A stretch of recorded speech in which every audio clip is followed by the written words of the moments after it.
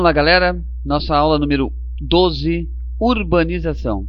Sempre que você falar de urbanização, você está falando que ela resulta fundamentalmente de uma coisa: transferência de pessoas do meio rural, que é o campo, em direção ao meio urbano, que é a cidade. Assim você vai ter uma ideia interessante que é de urbanização, que está intimamente associada à concentração de muitas pessoas em um espaço que é chamado de restrito, que é a cidade, substituindo as atividades primárias, que é a agropecuária, por atividades secundárias, que são as indústrias, e também atividades terciárias, que são os serviços. Entretanto, por se tratar de um processo, a gente costuma conceituar a urbanização como sendo um aumento da população urbana em relação à população rural.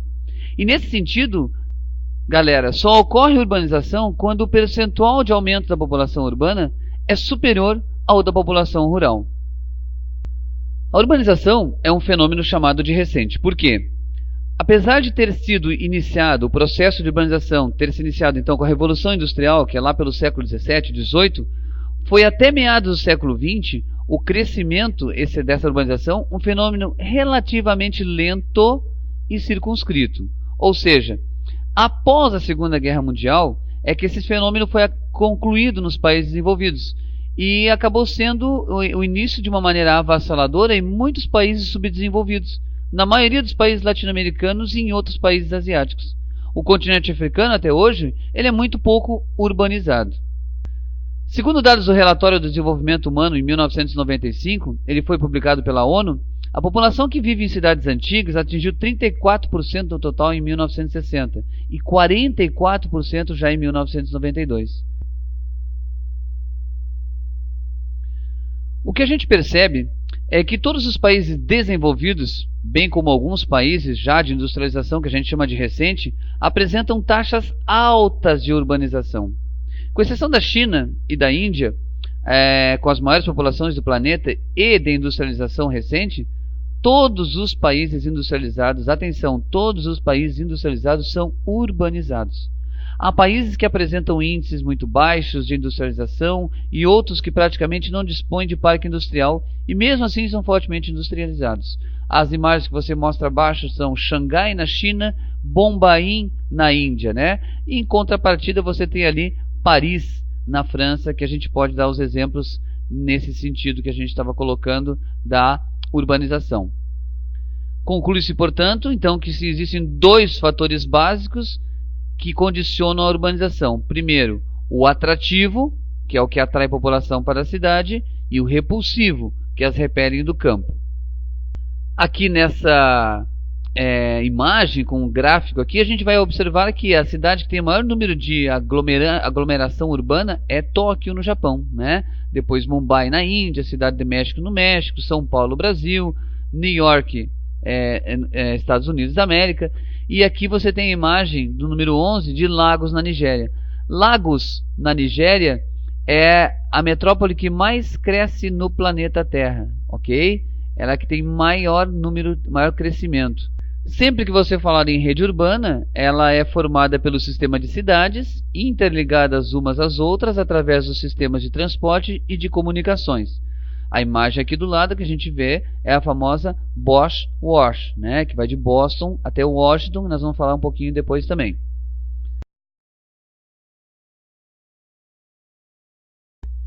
É óbvio que as redes urbanas dos países desenvolvidos são mais densas, mais articuladas, pois tais países apresentam um alto nível de industrialização e, portanto, de urbanização.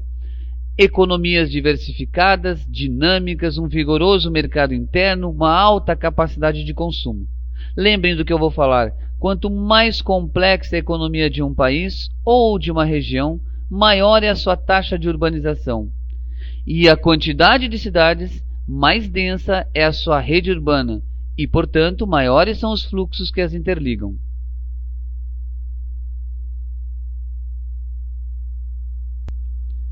Portanto, as redes de cidades mais densas e articuladas surgem justamente naquelas regiões do planeta onde estão as famosas megalópolis. Ora, você tem na rede urbana uma hierarquia: metrópole nacional, metrópole regional, polo regional, cidade local, vila. Praticamente todas aqui hoje são chamadas de cidades globais em função de todo o sistema que a gente vive hoje, né? Dessa interligação contínua que a gente hoje está muito mais rápido, muito mais fácil acesso, né? Com todos os locais do planeta Terra, a chamada aldeia, né? Aldeia global. Então, alguns conceitos importantes que você deve saber. O que é uma metrópole? É um termo que pode designar a cidade principal ou capital de um determinado país ou uma província, ou ainda alguma cidade que exerça por algum motivo uma influência, seja cultural, social ou econômica, sobre as demais cidades da região metropolitana. Ela pode designar também, de forma oficial, a cidade principal de um conjunto de cidades que se encontram unidas geograficamente. Nesse processo de junção das cidades, devido ao crescimento horizontal das mesmas, a gente dá o nome a isso de conurbação. É a região, ou melhor, e a região onde ocorre a conurbação, né, a gente chama ela de região metropolitana. É aquele lugar em que você vai indo, né, está sentado no ônibus, no seu carro, vai olhando a paisagem e não vê a diferença entre a saída de uma cidade e a entrada de outra, porque está tudo interligado de forma horizontal. Já uma megalópole seria o aglomerado, ou seja, a própria conurbação, de várias metrópoles ou regiões metropolitanas, como por exemplo a faixa que se estende pela costa norte-americana, né, que vai desde Boston até Washington e que compreende Nova York, Filadélfia, Baltimore, né, constituindo a maior megalópole do mundo. Que você aqui vê na imagem, né, de Boston, Nova York, Filadélfia, Baltimore e Washington DC. Uma outra megalópolis que você conhece é a famosa CHPITS, né, que é Chicago, Pittsburgh, Cleveland e Detroit. Essa imagem ela é fantástica. Você observa aqui que não tem uma mancha, um ponto verde. É tudo concreto e asfalto, ambientalmente maravilhosa, né? Você olha aqui e não consegue imaginar nada que não seja um calor escaldante, uma ilha de calor praticamente, né? Em função dessa capacidade que o americano teve de construir as cidades e principalmente eliminar a vegetação, né? Símbolo de sujeira para o capitalismo.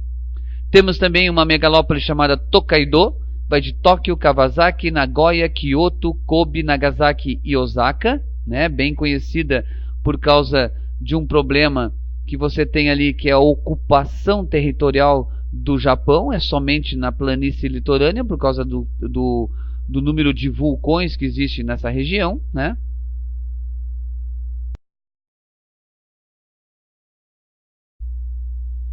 E as cidades têm uma coisa chamada função, né? O que é uma função urbana?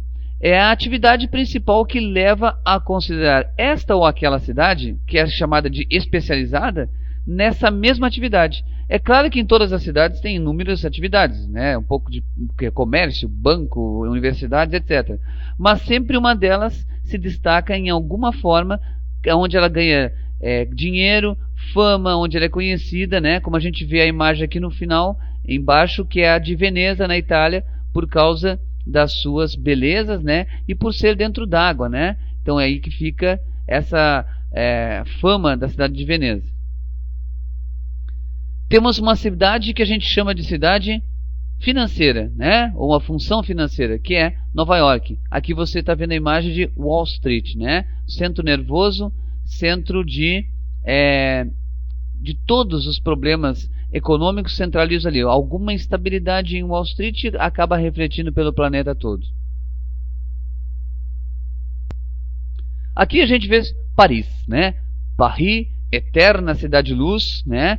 Berço de cultura, de moda, né? São cidades, é uma cidade que atrai muito turista, principalmente, né? É a cidade que hoje atrai o maior número de turistas do planeta Terra. Aliás, a França, né? São 70 milhões de turistas que vão todos os anos visitar esse país e principalmente a cidade-luz, Paris. Temos aqui um turismo chamado religioso, ou seja, uma função religiosa, o Vaticano, que fica dentro de Roma, né? É aonde mora o nosso querido, amado, idolatrado Papa Então, aqui é uma cidade religiosa, você entra ali, você pode observar que tem estacionamento para ônibus, é uma área extremamente comercial, né? A gente pode até questionar a questão religiosa, né? Que se cobra para entrar na Capela Sistina, né? E que acaba virando um patrimônio histórico da humanidade, essa cidade. Mas é praticamente, ou um país, né? Melhor dizendo, mas é uma cidade ou um país com uma função tipicamente religiosa. Aqui você tem Las Vegas, função é diversão, né? Uma cidade para você perder dinheiro, né? Conhecer um monte de gente, perder dinheiro, apostar e perder dinheiro, né? Isso é uma coisa interessante. Quais são os conceitos mais usados nesses processos de urbanizações, né? Sítio urbano, que é a localização do espaço da cidade em sua relação com a geomorfologia local.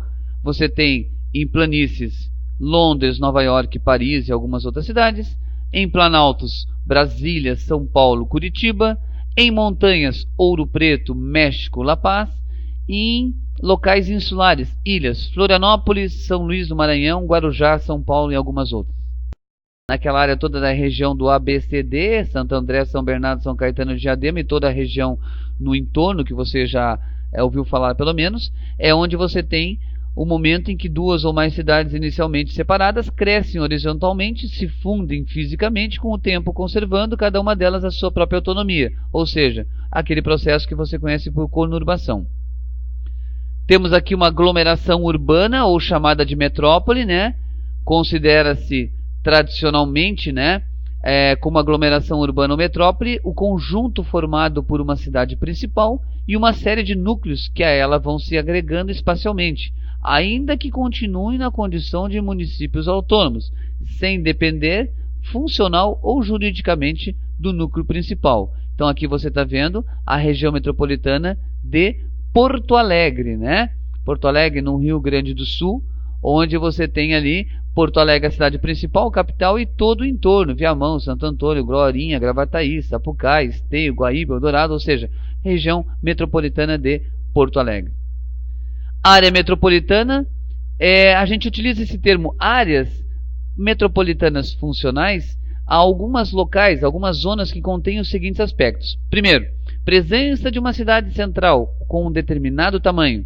Existência de movimentos pendulares, são aqueles movimentos que a gente faz o seguinte: você está agora, provavelmente, na sua casa ou na escola. Se você está em casa, pela manhã ou pela tarde, você vai para a escola, você volta para a sua casa, você vai para a escola, você volta para casa. É o movimento de um pêndulo de um relógio.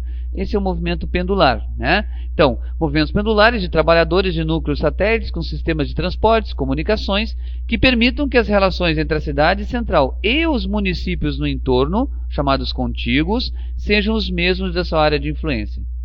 Já uma megalópole, você lembra do conceito, né? Etimologicamente falando, cidade grande. Assim, se denomina uma cidade grande que surgiu a partir do crescimento de uma aglomeração urbana. É caracterizada por uma elevada densidade de população ao longo de vastas extensões, por um grande desenvolvimento e eficácia do sistema de transportes, tanto rodoviário como ferroviário, e que concentra alto percentual de riqueza e poder político do país. É a chamada união de várias áreas metropolitanas.